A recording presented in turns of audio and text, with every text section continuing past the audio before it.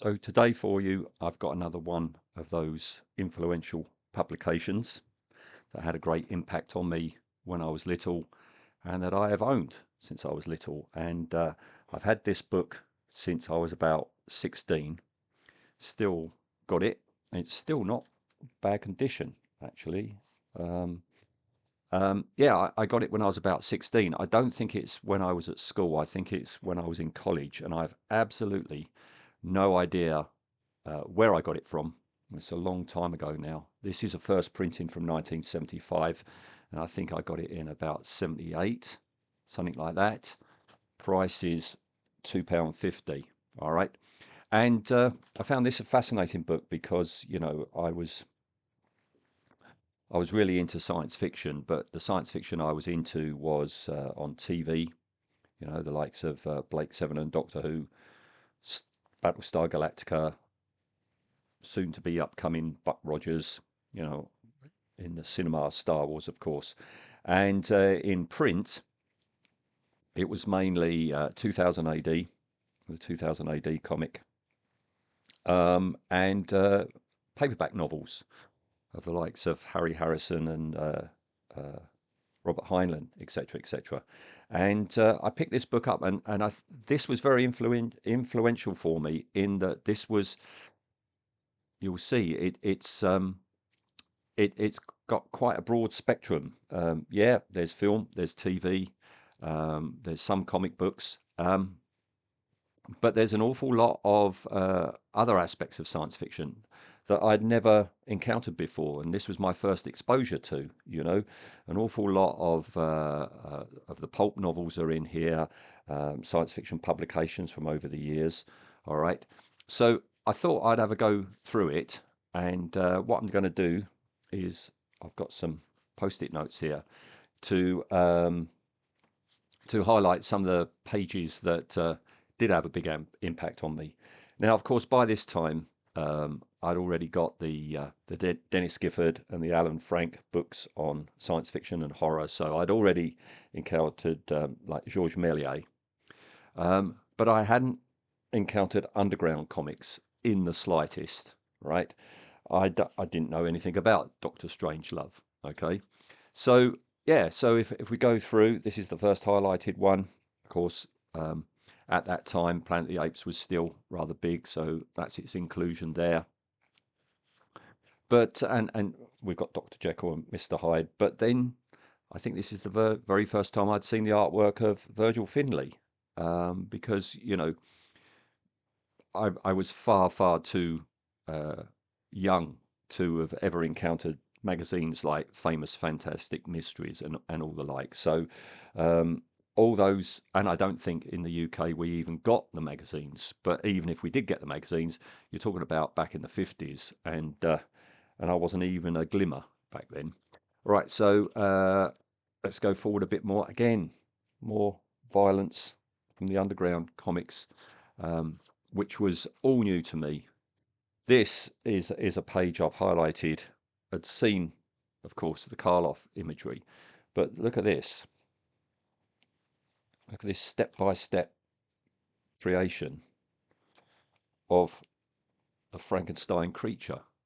Um, the end papers by Uwe Bremer to a German translation of Frankenstein. Look at that. Yeah, very curious and very impactful. Okay, so yeah, all the way through, there's things I recognise and there was things I didn't recognise. Um, Again, massive impact. Since I was very little, War of the Worlds was very important to me, and maybe this might have been the first time I'd seen any of the illustrations by Paul. So, and of course, I'd never encountered Amazing Stories magazine, and maybe this might have been, I don't know if I'd seen the Doc Savage film, but this is most probably the very first time I'd ever seen an illustration from the pulp origins of uh, Doc Savage. All right, let's skip to my next thing. Beautiful illustrations all the way through. Um, yep, I'd seen the Golem for sure. Yeah, and I think here in this book, this was my first encounter, or even awareness of H.P. Lovecraft with these amazing line drawings. Okay, look at them. Um, so let's go through. Oh, excuse me. Let's go through a bit more. Here's the Jules Verne pages. I think I'd seen 20,000 Leagues Under the Sea by then, but had no idea. I'd never seen the fantastic illustrations that could come with them. Into the Hollow Earth.